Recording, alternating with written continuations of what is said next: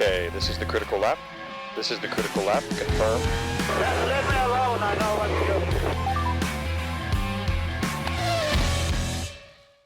do. Welcome to live coverage of the second Red Bull seat, the Liam Lawson story.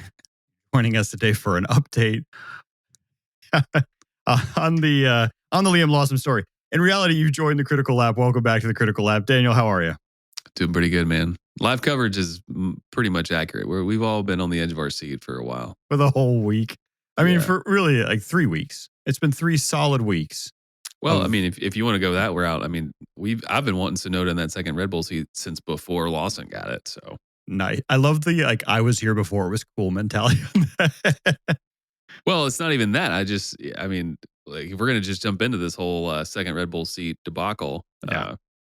If you had to bet on it, I think people would have favored Tsunoda and his odds being in that seat. So here we are. We've just kind of see it go full circle. It's just been done weirdly, and whatever. We're happy for whoever gets it, and then it's getting unwound. Yeah. And we're back to what we thought would have been the natural choice. I don't think you're alone. I think that's probably, if I've heard anything loud and clearly on all the different feeds this week, it's been everybody knew that Yuki Tsunoda should be there. We talked about this a couple weeks ago, that realistically we all kind of felt like Yuki deserved that seat. I made what turned out to be somewhat of a controversial opinion that I was actually happy that he was with Racing Bulls, enjoying himself and clocking in decent laps.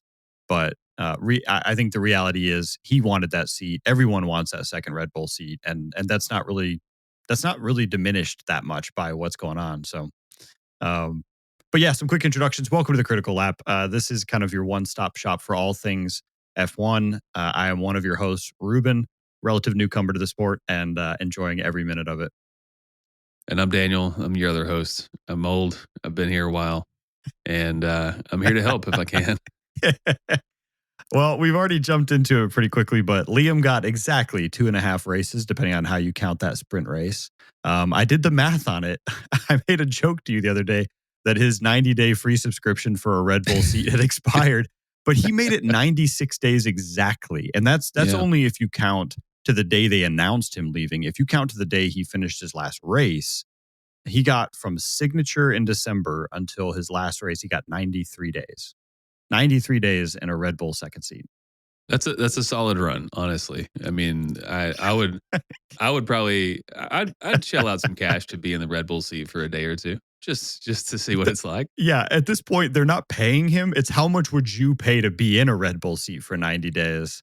And I will say though, the more I watch Formula One, the more I think it's a somewhat nightmare situation to find myself in like any F1 cockpit, just with somebody saying go at full speed and not having any idea what all those buttons are. And what you're supposed to I do. would love to be in the cockpit of an F1 car if there's no one watching.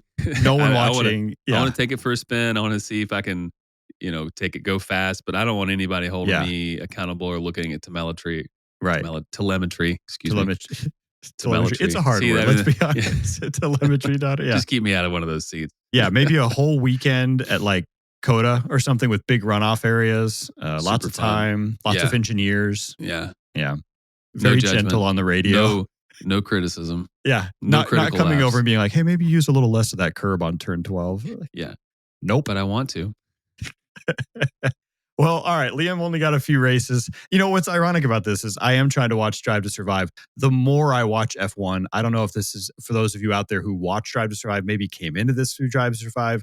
I don't know about you all, but I find Drive to Survive more and more frustrating the more I get into Formula One, where the stories they tell are not necessarily the stories I saw last season. Yeah. But I just watched the episode where it was like the big showdown between Danny Ricciardo and Liam Lawson, and Checo was underperforming. And they had this big deal about Liam Lawson stepping in, and they made this big decision.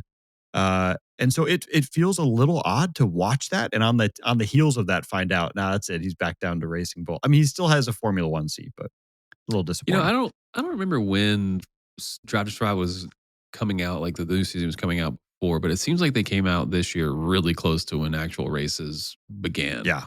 And I wasn't waiting for it necessarily, but as I've been working my way through it and the season started to play out, I think you're right. I think there's like a little bit of strange overlap. And then if you remember anything about the last season, you can kind of see like, well, maybe they're fabricating a little more drama around this thing. Right.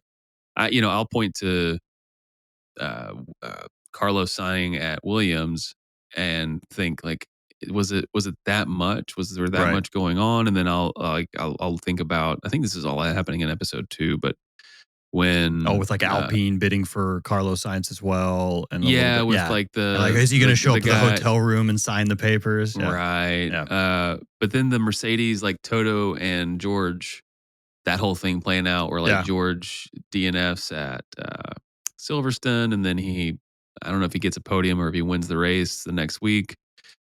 Spoiler alert, I've only made it to the episode where he almost throws up after Singapore. Thanks, Daniel. Thanks for No, I think I'm still talking about episode 2. Is it like episode 2? Yeah. So I think they kind of gloss over the fact that he also got disqualified after winning at Spa, which I think the next race after Silverstone. Or here's another check on Drive to Survive. Did Silverstone happen the week before Spa? And was that the sequence of events? Because Silverstone, George DNF'd. Spa, George won, but then got disqualified for weight issues. Right. But it seems like they're kind of trying to dramatize this idea that when he won at Spa, Toto came in and was like, "You're my guy. You're my number one driver. Right. Don't worry about your seat anymore. Like, you're going to lead the team now." And I don't know if that really I don't know if that was ever in question, you know? Yeah. George has been there for a while. He's really proven himself. I mean, he's outperformed Lewis somewhat. I mean, let's be honest. The minute that Lewis announced that he was leaving Mercedes last year, Toto immediately began encouraging George and being like, "You're the number one.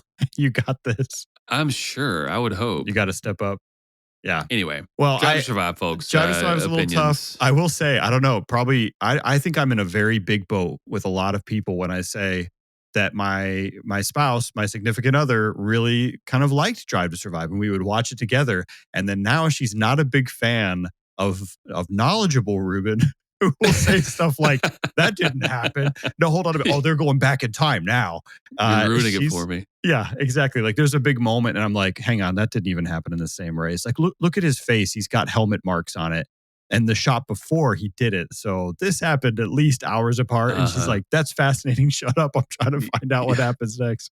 Yeah, well, I'm not allowed to watch Drive to Survive without my spouse, which means that I can't really watch it at my own pace. Right. But I'm with you. I think it's sort of in an in-between of documentary on one end and based on a true story on the other end. Right. There are some liberties there. So yeah, I get away with more commentary if I do it in like a narrator voice, like a Morgan Freeman voice. Like every time it's like Daniel Ricciardo's like, "I think this is the right choice to move to Renault." I'm like, "It was not."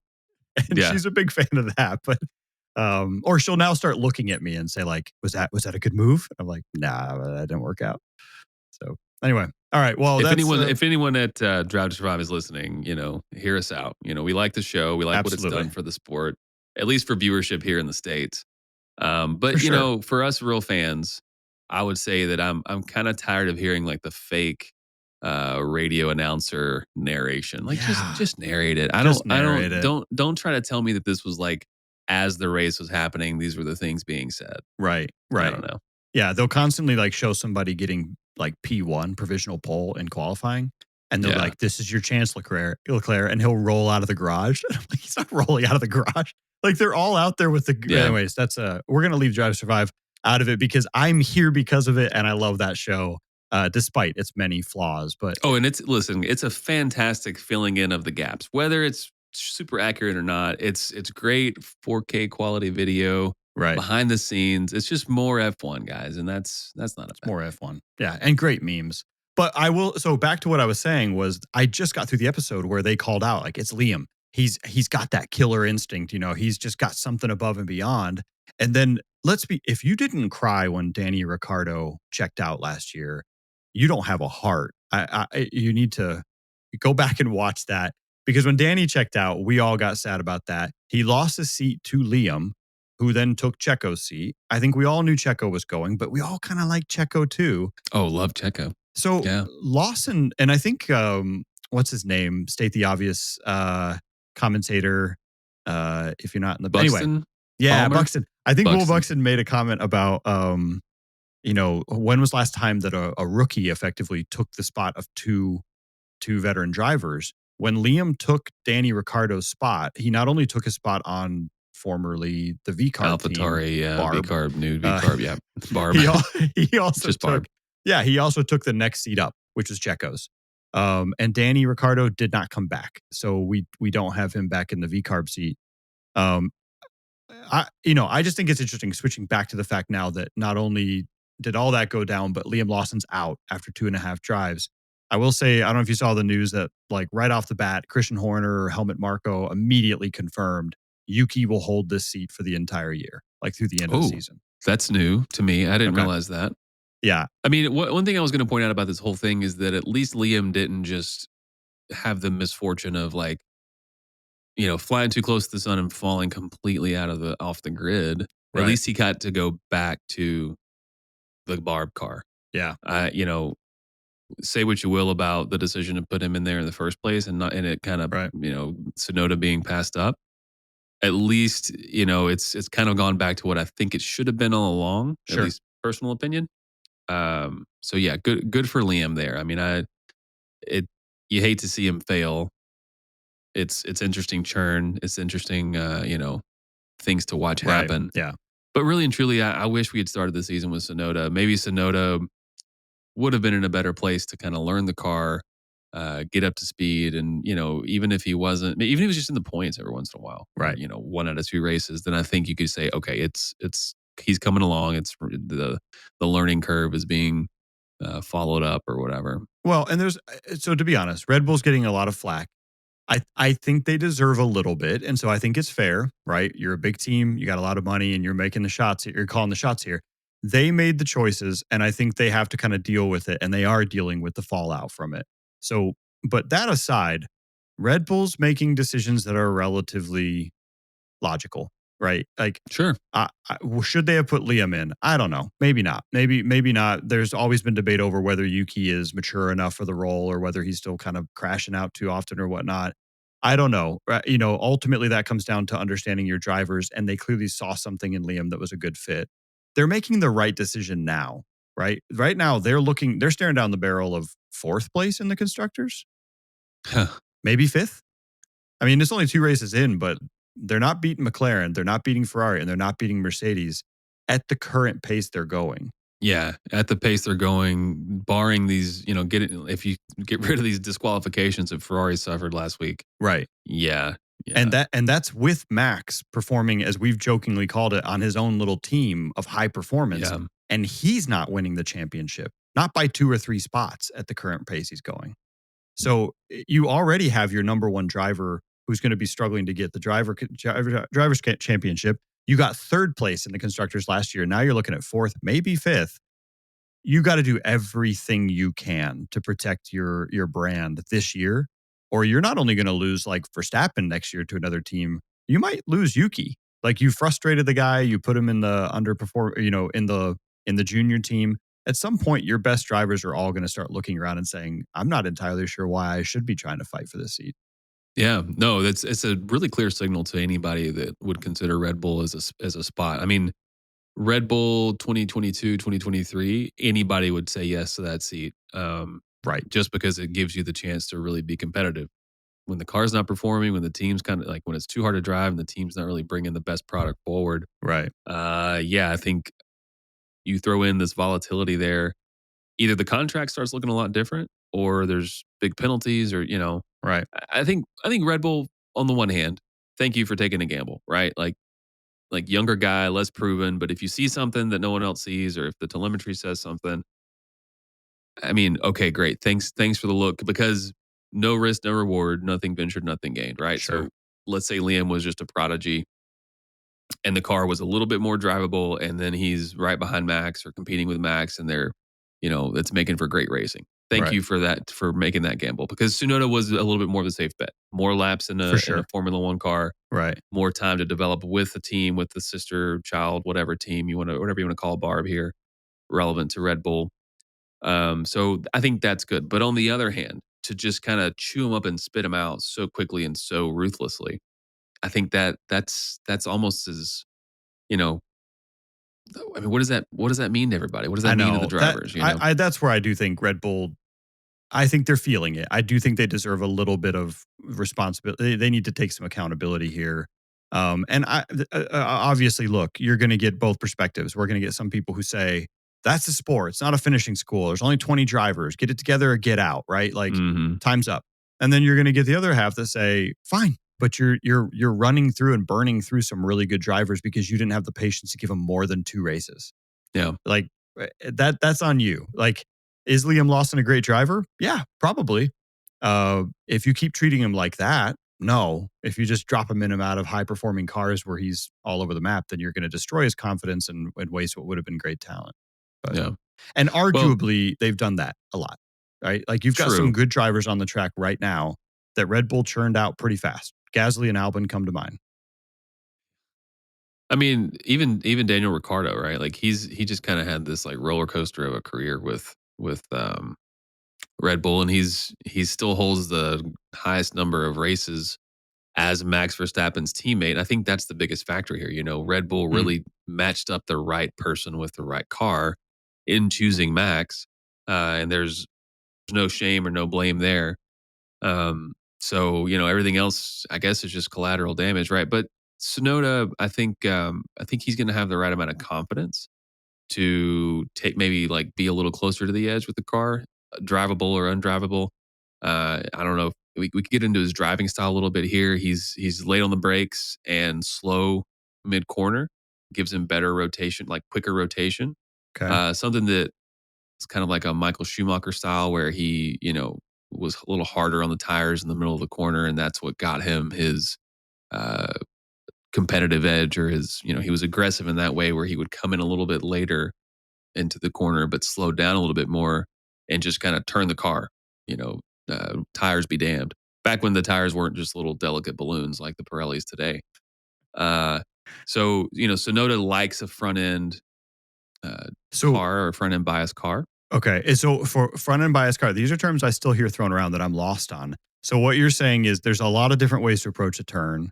You either come out real wide and kind of come in with a nice graceful curve, right? Round kind of curve to it, or you stay really far out and then you cut across and hit that apex super hard. And either like you can either brake going into the turn or you can chew your tires up and try to slow it down on the exit. Like, walk me through the difference, I guess, on Tsunoda. What's Yeah. his So style? the way I like to think of it is you've got an arc or you've got a V, Okay. right? So a V, this is more Sonoda style. A V is like point the car at the apex, get all the way to the apex, slow, like late on the brakes, but slow way, way down at like when you get to the apex, and then just rotate the car. You know, the slower the car's going, the easier it is to rotate it, right? Less Right. momentum, Right. less it's gonna, understeer. So he likes an oversteer car. He does not like an understeer car. So that's a V, right? You get late on the brakes, you're as fast as you can go all the way into the corner. You slow down a little bit more at the apex or at the actual turn. Gotcha. But then once the car is rotated, you have a more direct exit so that you can get on the gas a little faster. You can get on the throttle Oh, without okay. Got it. losing the back end or without losing grip, right? Because if you're turning as you're accelerating, the car is still rotating. Well, Right. the back tires are doing more than just power the car forward. Right. If your car is already fully rotated because you slowed down a little bit more in that corner, well then you can point your car the direction you want it to go, and then you're just exiting straight. Yeah. Whereas an arc is going to be more, Just like you a start gentle slowing down a curve little bit around. sooner. Yeah, yeah. It's the arc is better for your tires, right? Because it gives you a little bit more grace to turn through. You keep a higher minimum speed going, but you're rotating a little bit earlier and later, right? Okay. You're not Yeah. just getting to a Yeah. point, rotating and getting out. You're kind of rotating through the corner. I think that's actually more Lewis's style. I'm not up on it today to say like, oh, one versus the other, but I'll go back to Schumacher and Alonso as well. Back in the day when tires weren't as delicate, when it wasn't just this extra factor that everyone has to deal with, you could choose your tire manufacturer. You could choose a heavier tire, a less deg tire, or a lower deg tire. You had a lot more, fit the tire to the car, fit the tire to the driver. Alonso, when he was winning at Renault with his first world championship, the Renault was a high understeer car. So Alonso would turn the tires hard before getting to a rotational point. the car would understeer wildly, but basically the car would just keep going in the direction it was going before he started the turn. But what that would do is that would increase the heat in the front tires so much that they would start, like, when he got to the point in the turn where he wanted to rotate, those front tires would be super hot and they'd start gripping real good. So he would essentially overheat the tires into the apex so that at the apex he could rotate the car really well with a sticky front end. Jeez. And there's no way to do that with the tires today and not pit 4 or 5 times, right? Like you can't abuse the tires like that with the Pirellis the way they are today. You're giving me so much homework. 'Cause I already nerd out so much about this stuff. And then honestly, tire temperatures, tire life, front end, back end, that stuff is still somewhat of a mystery to me. And that's something I need to dig into. That's fascinating. Well, and that Alonso style, just to kind of expand on it more, that is kind of how a kart works. So if you ever go drive, if you're real racing at a kart circuit, Right. you'll see that like you can abuse those tires, right? Like you're not going to stop. Like what are you doing? They don't have 15 air laps? in them. They're just Do they? Yeah, right. They're erasers. So, but karts are so light, and it's really about kind of just like not slowing down and just kind of hitting that turn or Right. getting that turn as fast as you can. Those karts you can oversteer, or sorry, you can understeer like that and abuse the front end a little bit, and that's kind of the style. So I think Okay. Alonso probably, Alonso started karting when he was like 3 or something like that. So he probably Right. had that ability to figure out what do you do with an understeering car Yeah. to make it So- work for you. So Tsunoda's a good fit then, or you feel like Tsunoda's a better fit than Liam was for that Red Bull, given So the back situation. to Tsunoda, he likes an oversteer car. He likes a front end bias, which it just makes it extra tricky, right? Max is so good with that car because he has that raw talent to just handle how tricky it is, right? Right. He's making these little adjustments all the way through each turn because the back end just isn't planted to the ground. The back end is a little less solid, it's getting less downforce. It's allowing the car to be faster through those mid-speed corners. But what it means is that your room for error is very, very tight. Right. So the front end is very sticky or pointy or whatever you want to do. He can just put it exactly where he wants it. But then he has to contend with the back end, right? He's braking on the way in. You got to keep all 4 tires down to brake well. And then he's accelerating on the way out. So I think Yuki likes that heavy front end or front end bias car because I think Yuki is willing to, manage it through the turn, Gotcha. risk the tire deg as you kind of drive like that. But he wants more of an oversteer car, meaning the back end is going to rotate with the turn a little bit more than an understeer car. An understeer car is going to kind of force you to like keep turning to make it happen. Kind of easing around that corner.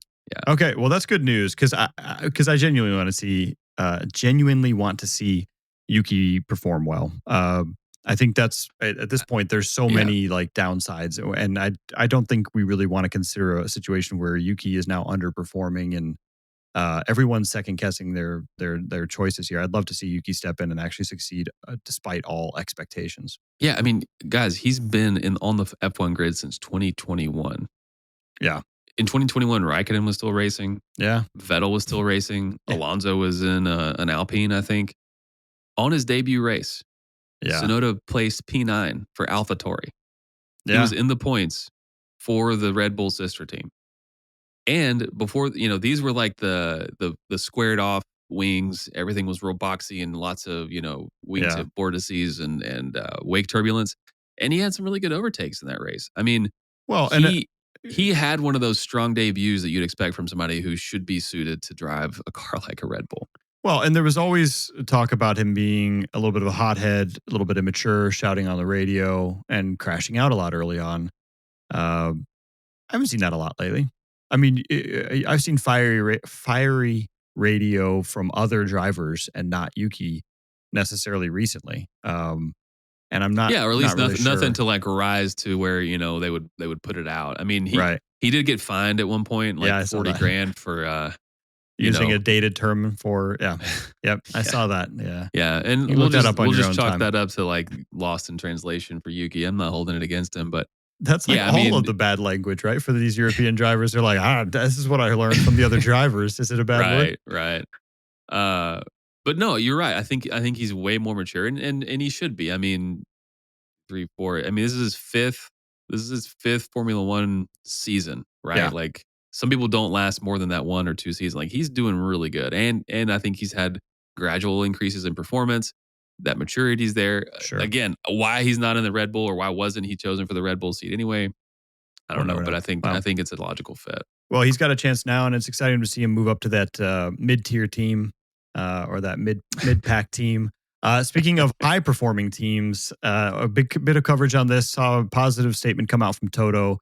Strong statement for Russell. We haven't talked about Mercedes a whole lot. We talked a lot about McLaren, a lot about Ferrari, because early on it looked like Ferrari is the best competitor to McLaren. And we talked a lot about Red Bull because we think they're going to be good, but it turns out right now they're struggling.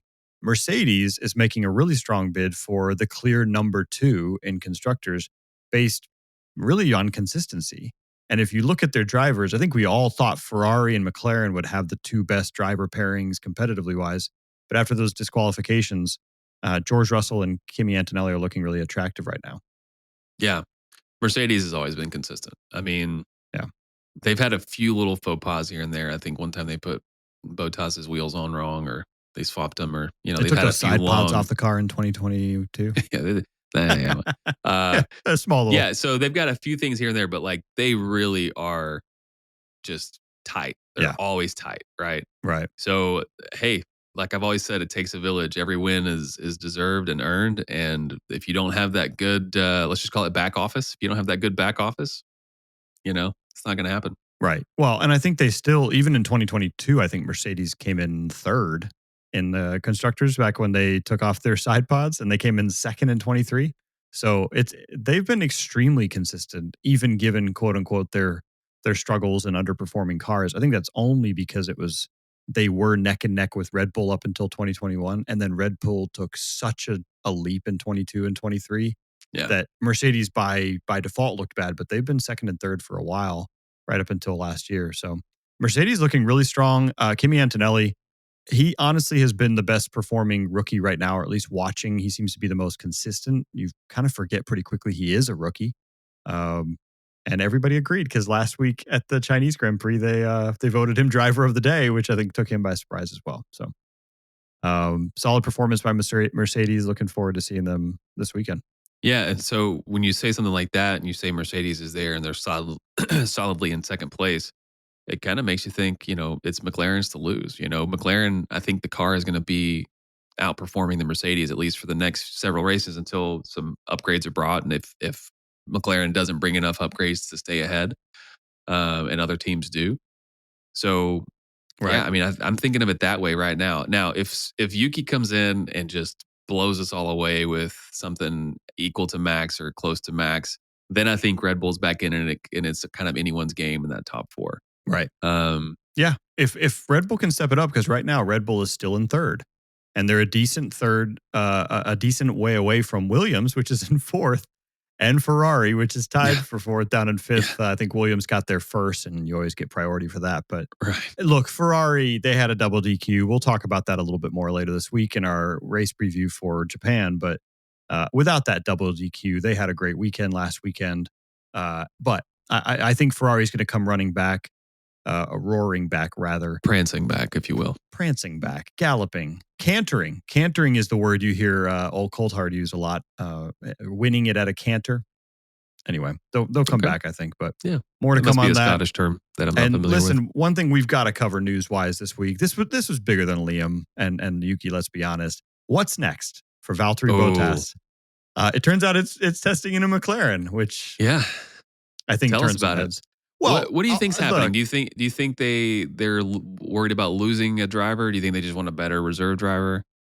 So I wondered the same thing, and then I went and read up on this, and it turns out it's like not very exciting. Mercedes apparently has an agreement with McLaren that as their engine provider, McLaren has access to Mercedes reserve drivers to test to do tests on their car. I think that's a restriction on testing with your current drivers. Prior to a race. I know you can't test on the actual racetrack within 60 days of the race date. So they're not testing at Suzuka, but so apparently that's just an agreement. So it could have been Valtteri Bottas, or it could have been Frederick Vesti. But listen, between those two, you're going to pick Bottas every time. Yeah, So, what a nod to Bottas there. Like, hey, I mean, I'm assuming they're testing something that they think they might want to roll out. Are they using Right. an old car with this one piece or one thing changed about it just to kind of get some telemetry on it? right. And yeah, for Bottas to be the top pick, what does that say? I mean, what a guy, what a Right. driver. I mean, he's just, we all want to be Bottas in so many ways. And you have to wonder, there's two other cars, Aston Martin and Williams, that are both running that Mercedes engine. Why would you not just call Bottas out to do a test run and invite like 50,000 fans just to come see what's next for Valtteri Bottas? Are they allowed to sell some Bottas merch for Williams or for Aston? Right. Just like a helmet where the bottom back half is all just like blonde hair. Yeah. Man, yeah, maybe a helmet that's not just, green. There's nothing wrong with a green helmet, I hope. Well, that's probably it for the major coverage this week. All jokes aside, I am actually looking forward to a point where we don't have to have hourly updates on Yuki Tsunoda, Liam Lawson, and a mid-tier team. I'm very excited for the Japanese Grand Prix just to see the performance that Yuki can bring us. Yeah, and the excitement that I think hopefully he can fulfill. Right, because there's going to be a lot of hype around this home race, first race in the Red Bull. There's a little bit of rumor about how Honda was throwing some cash in the pot for Yuki to be the Red Bull driver. So yeah, I'm pumped. I'm hyped. I think it'll be good to just kind of see the performance and let that speak for it. Yeah, I'm excited as well. Well, you good for some quick reactions? Let's do it. Sweet. You got any for me? You want to kick it off? I think I've got one good one today. Back a few episodes ago, some of the hype was like, Aston has offered Max Verstappen $1 billion seat. I think it was $200 million a year over 5 years. Back in the day, you're talking about like January. way back. Way back in the old Back days. when we were just in a dry spell for Formula One content and anything would grab attention. Literally just we didn't have Drive to Survive, the new season of Drive to Survive yet. We didn't have testing yet. No. Ruben and I were just kind of, just watching a terrible Super Bowl outcome. Yeah, dreaming of days like these where we have some good races to digest. Right. But today, I mean, given that we've got a few examples of the Red Bull performance, given that we've got a little bit of like what's going on at the team, what's happening in car development, let's say this were Max's last season at Red Bull. Where does he go? Last season at Red Bull. Yeah. Where does he go? If it is, what team do you think he goes to? With today's, I know we're only two races in or 2.5. But I'll probably recycle this quick reaction several times throughout the season. Where does Max go? Max Verstappen, I think, is going to go to Aston Martin next year. You really think it's Aston? I really think it's Aston. Even though their performance hasn't really impressed. Yes, because I think Aston's the only one that really has the sway and the space to pull him away. Let me caveat this. Max Verstappen, if he leaves Red Bull after this year in 2026, he will go to Aston Martin, or he'll take Oscar Piastri's seat at McLaren when Oscar Piastri switches and goes to another team. Now, I don't think Oscar can switch because he just did a big contract extension, but I'm assuming he has outs like everybody else. And if McLaren can't manage both of those drivers, because I think that's going to get hotter and hotter, I could see Oscar leaving and going somewhere else, and potentially Max going there. But that's going to cause all kinds of issues with him next to Norris. I think it's Aston Martin. I think it's time for Fernando Alonso to retire. And when he does, I think Max will take his seat. I think that's a hot take because nobody wants Alonso to retire. So Alonso's the one that you think is leaving Aston? You think it's time for him to go? No, I don't think it's time for him to go. I just think we all know that's the only seat that's actually flexible at Aston Martin right now. So look, where does Max Verstappen belong if he goes to Aston Martin? Next to Fernando Alonso. Where will he end up if he goes to Aston Martin? Yeah. Next to Stroll. Well, I'll disagree with you here. I think it's a fine opinion, and I think I would have gone for it. I don't know. Back when we were first talking about it a few episodes ago, right? Back in the day. But the wiser, older Daniel says.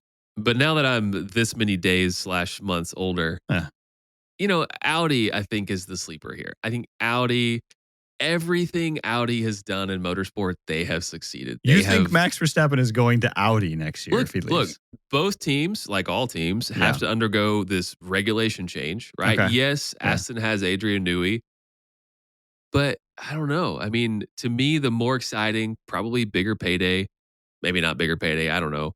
But just like the more exciting story to me is Yeah. Max goes to Audi. Okay. I think it's another like Lewis goes from McLaren where he won championship Sure. to Mercedes, which is kind of a newcomer, big Yeah. budget.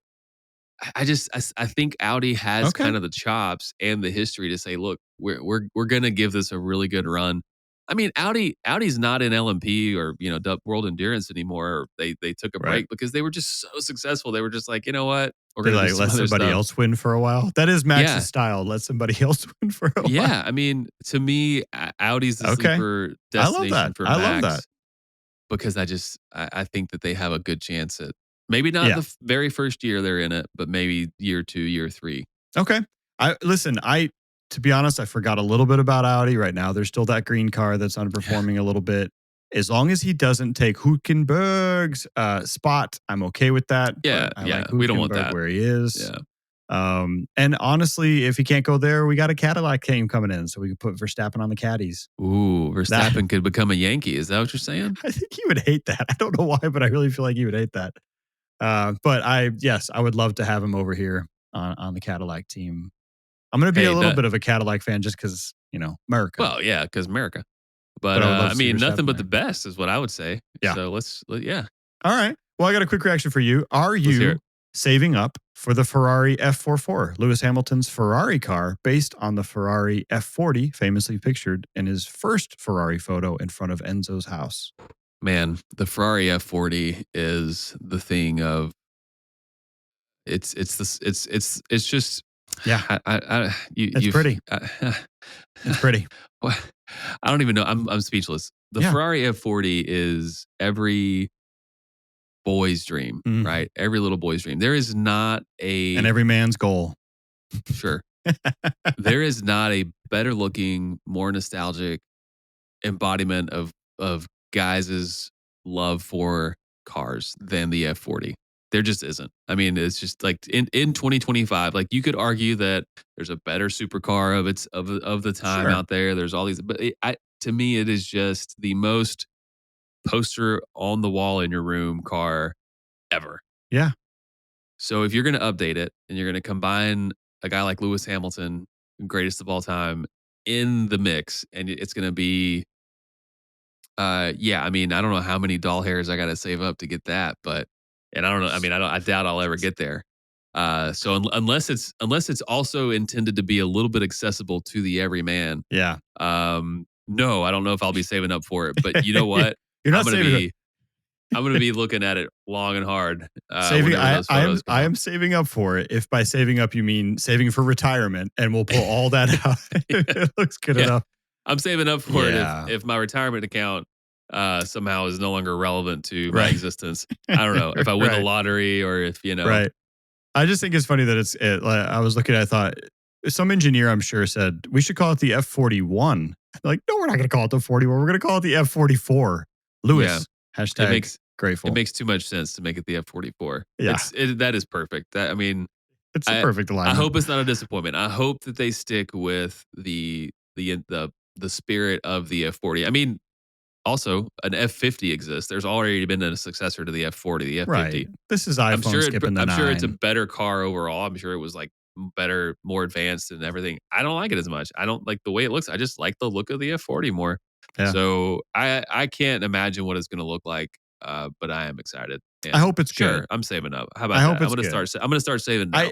I hope it's good. I hope it's not. It's like celebrity whiskey or celebrity spirits. They're always like average at best. So I'm hoping that's not the case for this, but we'll see. Well, that's it for me. You got any other quick reactions for me, or should we call it a day? Let's call it a day. All right.